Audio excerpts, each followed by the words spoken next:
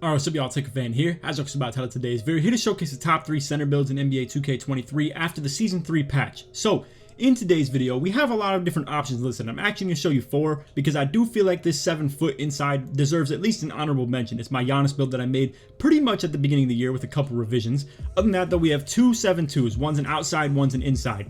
And then we also have the stage big, where it's essentially what everybody runs in the stage, the 6'9" meta. Now, I will let you guys know, a lot of these bigs do not have very much ball handle at all, if not any. If you want a big man that actually has really good ball handle and can still function as a lockdown and a backside defender, I honestly would advise my Ben Simmons build a little bit. I think it's actually a really fun style, but it doesn't fit a lot of people's niche. So just keep that in mind. But if that is something that sounds like it stands out to you to have really good finishing, really good playmaking, and really good defense at both different levels and still be a good rebounder, yet all you can't do is shoot the ball, I definitely would check that out. Nonetheless though, we're going to get straight into this. I hope you all enjoy. If you do, drop a like, sub if you're new to noties, all good stuff, and like always, try to win to 2,000 likes. So I will say this 7-2 popper is probably my least favorite build off rip. It's 2 things that I personally as a big man don't like doing, which is being a popping big man and also be super tall.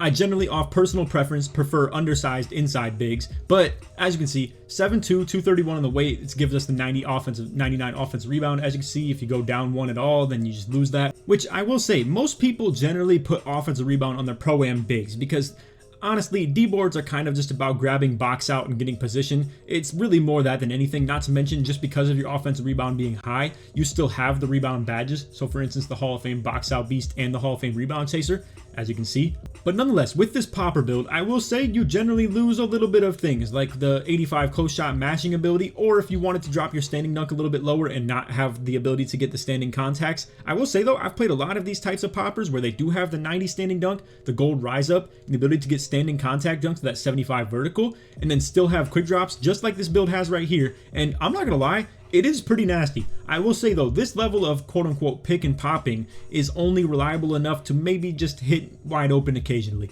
Obviously, some people will disagree. They will say 77 three-pointer is plenty fine to hit with, but to only run 11 shooting badges when you have catch and shoot, for instance, as one of these tier 3s that you generally, like, you obviously can't afford to run this. So it's going to be something more along the lines of, say, Claymore, Green Machine. Besides that, maybe bronze blinders, and who knows, maybe some clutch shooter. Maybe you want to be more of just a pick and popper when it actually counts and when it's super important, or just hit the shots that are super important in general. But as you can see, not a lot of shooting badges really apply to this. You just have to be able to shoot with 77 three-pointer, simple as that, and it's not something that you want to resort to every play. I will put it like that. I would probably advise something more like a 7-foot popper or a 6'11", but not a lot of people are running that in Pro-Am, to be completely honest with you. And this is the true meta build as far as, like, I'm going to show the first 2 as far as like the inside and the outside as far as the meta builds, because this right here, it does achieve a lot of the important things. For instance, 76 strength for that silver brick wall, 75 vert so you can get the standing contact dunks, the 99 offensive rebound for the Hall of Fame rebound chaser and box out beast. I will say it's kind of up to you as far as how you'd want to go about block. I think gold anchor is probably the best that you can afford on a popper type build like this, unless you really sacrificed the standing dunk. Because, I mean, we're already making sacrifices on close shot, or for instance, the pass accuracy not being 86 for that Hall of Fame break starter. 76 is good enough for gold break starter though, and I will say it's plenty okay. I will keep in mind for you though that there's a reason people make the 7-2 insides, and it's really because you can invest a whole lot more into defense and pass accuracy. Anyway, as far as defensively, your whole plan with this is to guard corner. You do not want to be involved in pick and roll defense with this. It's definitely just too slow, too low of perimeter defense. And yes, you can probably do it against bums like the people that be in the rec center and don't really have a full 5 and don't really run, I would say, very organized pick and roll. They kind of are just out there setting random screens for each other, or maybe there's a big man who's sitting paint.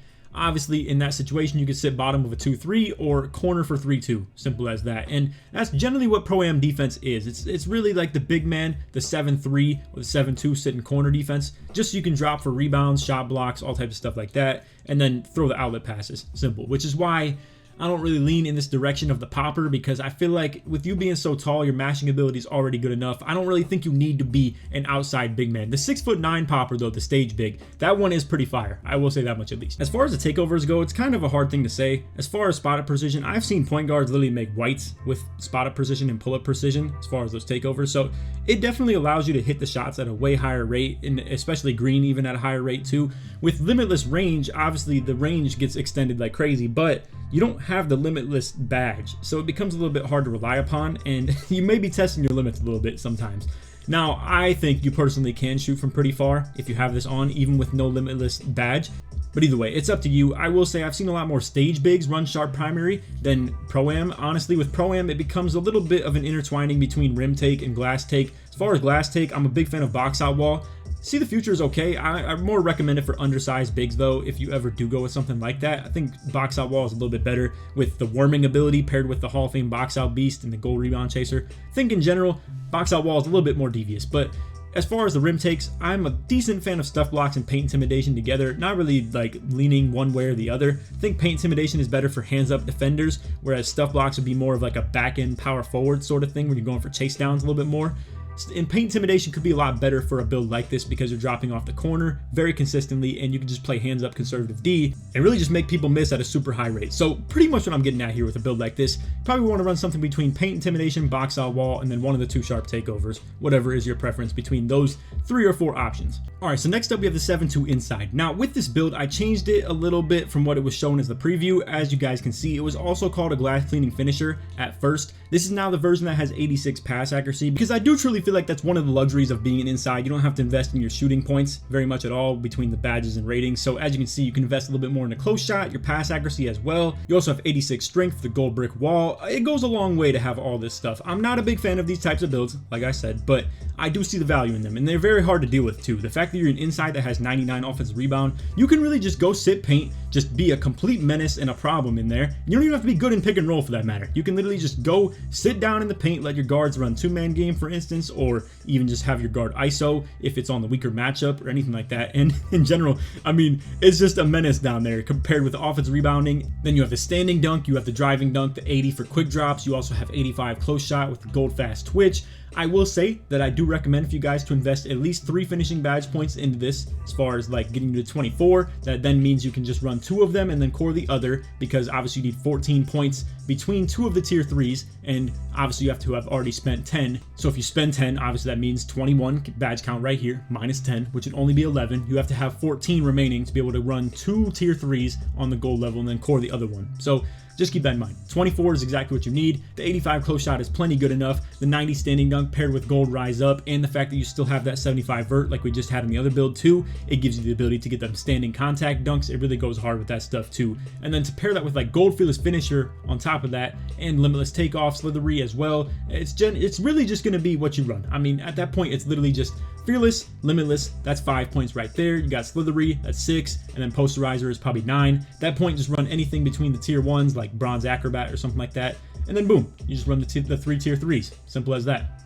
Now, for the 86 pass accuracy, here is where you run into a little bit of an issue. So, I already told you to invest 3 finishing badge points right here. That would put you at 24, but for the people that maybe didn't hit level 39 in any of the seasons at all, you don't have enough badge points to then invest 2 more playmaking to get 7, which could get you gold needle threader, and then you could core that, and then run, say, for instance, break starter, vice grip, bailout, and then floor general. But at that point, you need 4 more badge points anyway, so you'd have to make the decision between vice grip and floor general. Or, if you would like, you don't even have to invest anything into playmaking as long as you're okay with not running needle threader, because then what you could do, you could just core badge break starter anyway because it's in the tier 1 and tier 2. You don't have to get like 17 badge points to be able to unlock a tier 3 or anything like that. So there's 6 points for free with break starter. Then you would literally just run vice grip plus bailout, that's 9, and then floor general is 13. Simple as that. And then maybe just like bronze clamp breaker, bronze special delivery, I guess. Either way, I think you could definitely live without the needle threader. If you do want that needle threader though, you're gonna have to put 2 extra playmaking badge points in, which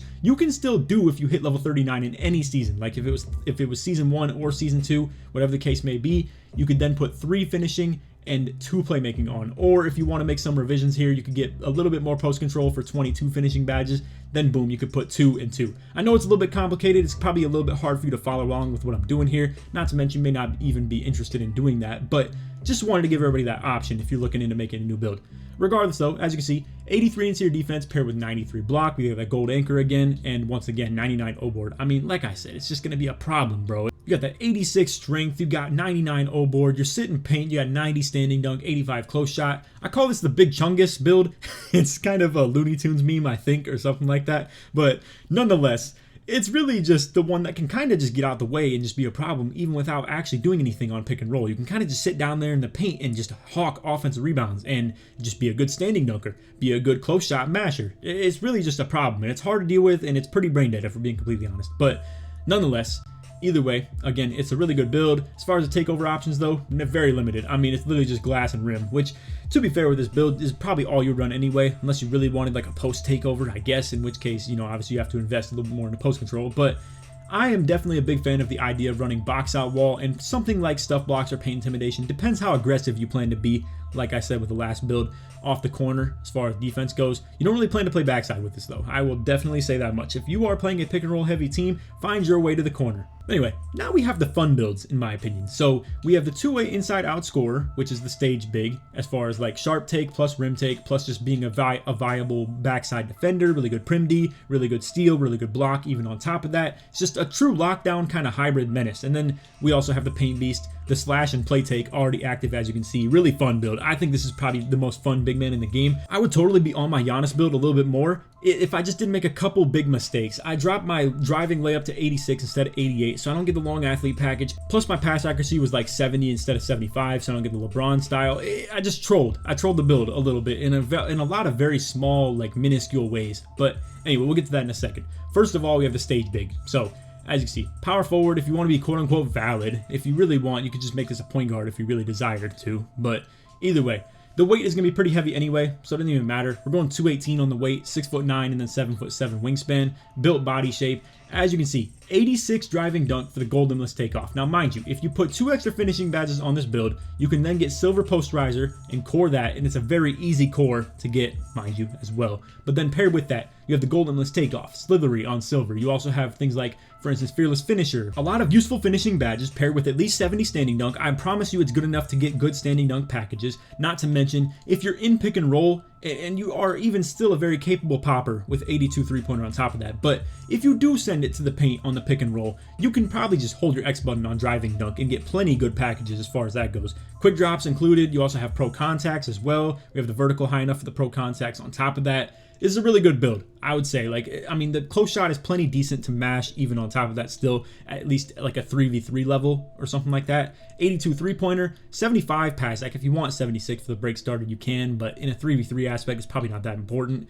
Ball handle and speed with ball are not very high, but we have acceleration to make up for that. So if you do want to do some catch and run into like catch, run, dunk sort of deals, or even catch, run, fade to the corner, it's even still possible to do on this build for that matter. But anyway, 84 interior D, badge point. 88 perimeter D, badge point. 90 steal, gold interceptor. 93 block, gold anchor. 84 offensive rebound, badge point. 99 defensive rebound, obviously for the Hall of Fame rebound chaser, simple as that. 81 speed is still plenty doable on the backside as well, playing pick and roll defense and just being a big man in general in a 3v3 court. 76 strength, the silver brick wall. 80 vertical, still plenty doable and plenty decent for playing chase downs, rebounds, all types of stuff like that. It's not amazing, it's not great. I will say my 6'9" that I use have been at least around like 85 vertical, stuff like that, but it's still plenty doable to run with this. And then 93 stamina as well. So the whole premise behind this is to maybe just at least put 2 finishing in. 17 shooting though is the perfect number. As you can see, you could core, catch, and shoot, simple as that, for 7 points. And obviously you can invest 10 points between things like Claymore, obviously Green Machine, stuff like that. Whatever you want to run between the tier 1s and tier 2s. Point being, if you spend 10 points between tier 1 and tier 2 like you would with at least 8 between Claymore and Green Machine, that would then maybe save you like 2 more over if you wanted to run anything between like clutch shooter, for instance, or something like that. And then boom, you can catch and shoot core for 7 points, just invest it back in. Maybe run blinders, and then boom, you have 1 more point to maybe spend between something between tier 1 and tier 2. Ideally with a build like this, we're hoping for maybe a core badge pattern somewhere down the line where you could get double defense at the expense of playmaking, because really you don't want any playmaking core badges if we're being honest. At this point, you kind of just core needle threader or bailout and just run the rest into like break starter, some hyperdrive, floor general, maybe even some dimer, for instance. I mean, there's not a whole lot to pick from with the playmaking badges, but if you do core needle threader, that's 4 for free. So it definitely goes a long way. But ideally, we would just be able to core 1 finishing, 1 shooting, and then 2 defense. So hopefully they have a pattern like that down the line. But nonetheless, really good build. I really do think as far as a stage, it's killer. And then on top of that too, you can run the limitless takeover. You even have the option to run lock takeover, which could go a long way. I'm gonna be honest, if you play a lot of threes, you play a lot of stage, for instance, I mean, this really does go a long way to be able to be a legitimate backside defender and nobody can pick on you when you have that lock take active. It's simple as that. Like, they don't want anything to do with putting you in the pick and roll and just get away. Simple as that. But anyway, if you do want to run something that's more backside oriented, you maybe play with a lockdown who actually fights through and stuff like that, running sharp take and rim take could definitely go a long way. And then obviously you still have glass as an option. Don't think this one's quite as viable. I don't think you have to fight for rebounds that hard in like 3v3 or stage. Mind you, you also have 99 D-board too, so that goes a long way.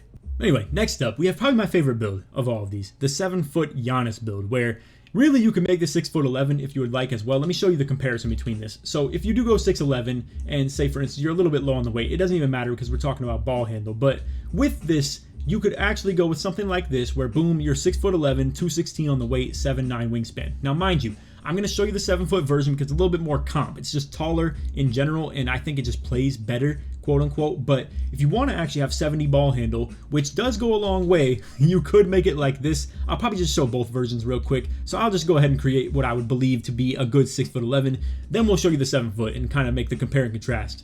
Alright, so with this 6'11" version right here, what's so lethal about this and what I really made this as my day 1 build for is the fact that you can get gold limitless takeoff and slithery in tier 1 and tier 1 right here, and then also posterizer in tier 2, which goes so hard, combined with the fact that you have 93 driving dunk, which means you can get literally pro and elite contact dunks, not to mention gold posterizer and a badge point right here. And then you also get the long athlete layup package. For most bigs, can't get this by any means. Like, and so many layup packages are restricted for the bigs on top of that. Like, you can't get any of the cool ones like the Zach LaVine, the Ja Morant, anything like that. You're literally stuck with like long athlete, Ben Simmons, and Joel Embiid. And both of those other layup packages are really troll, if you ask me. Long athlete is one of the top tier layup packages in the game, and it sets up for hop dunks really good. You can dominate people with this build. 90 standing dunk for the gold rise up, paired with elite big man contact dunks too, paired with the fact that you have 85 vertical, again with elite driving contact dunks too. I really want to create this build, to be honest with you. I really want to like recreate the Giannis build in a sense, because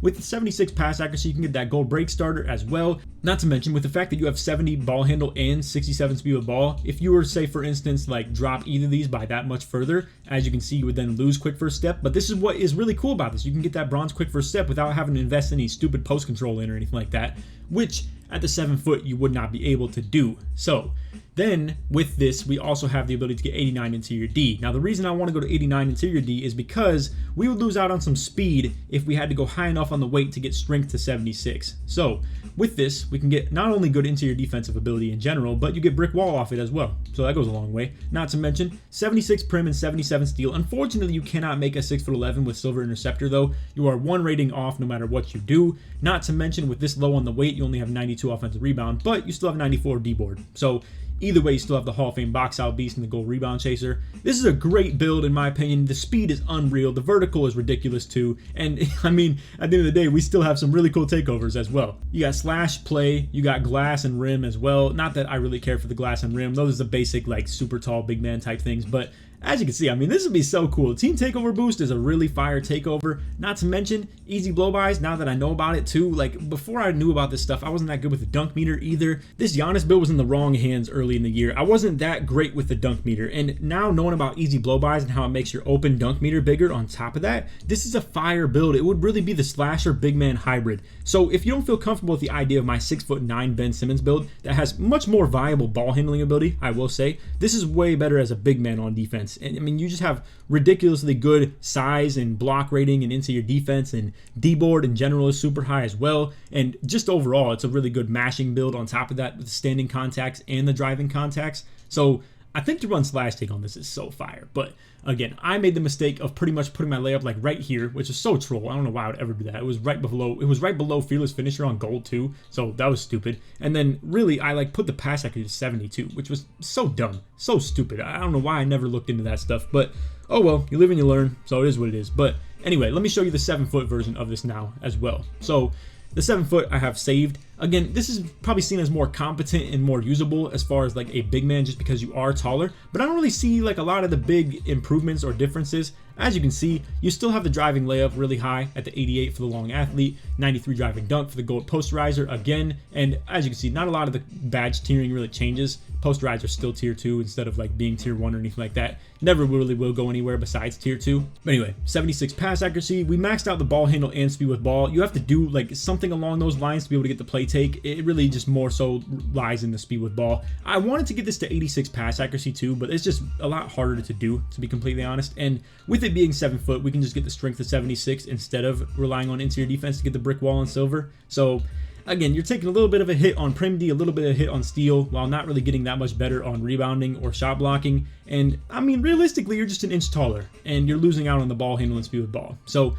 if it were me and I was making the build, I would make it 6'11" personally. But the 7-footer can still be very competent. It looks exactly the same minus ball handle. I'll just put it like that. So if you don't really care about the ball handling ability, and you don't really care about, say for instance, anything besides being a good pick and roller, a good inside big man for your team, and maybe you can still contribute in a ball handling way, then the 7-footer is probably for you. But if you want to have the ball in your hands a whole lot more, 6'11" is definitely the move. But nonetheless, the takeovers still stay the same. You get slash, play, rim, and glass. Simple as that. And either way that you slice it, the 7 foot and the 6'11" have a lot of similarities to each other. So whatever you would prefer. But anyway, that is all for the video. As you guys can see, the 7'2" popper in inside. Then we have the 6'9" popper for the stage build. And then the fun build, the 7 foot or 6'11" paint beast like the Giannis. Let me know if you guys want me to remake this build too. I would actually have a lot of fun hopping back on this. I think this is just a dunk meter menace. I mean, it'd be so cool to actually come out here and do like some standing contact dunks as well. But anyway, hope y'all enjoyed the video. If you did, for to drop a like, sub if you're new, turn on the noties, all that good stuff. And like always, try to win 2,000 likes. If you made it to the end of the video, put big in the comments. Search reports me all the way through. And also, stay tuned because tomorrow we're actually going to be live streaming against Joe our wager of $1,000, and we're coming out here and playing 5v5. I'm not gonna lie to you guys, he has some demons on his team. These guys have won multiple events all year already between WR and all types of other leagues and stuff like that too. I'm coming out here with the guys that we've played with, and to be completely honest with you, I think Joe is kind of putting them off and making them not seem like the comp sweaty guys they truly are. He's really hopping on a devious team, but either way, it's all good. I like the comp, I like the competitive nature of it, and we have a lot of good team chemistry already as well. Not to say that they don't, minus Joe playing with them. But either way, should make for some fun runs. I'm gonna leave it up as a VOD too, so if you happen to be watching this and maybe you're like a week in the future or something like that, it should actually be on the channel right now, I hope. So anyway, that is all for video. Hope y'all enjoyed. And that, take these, man. Peace.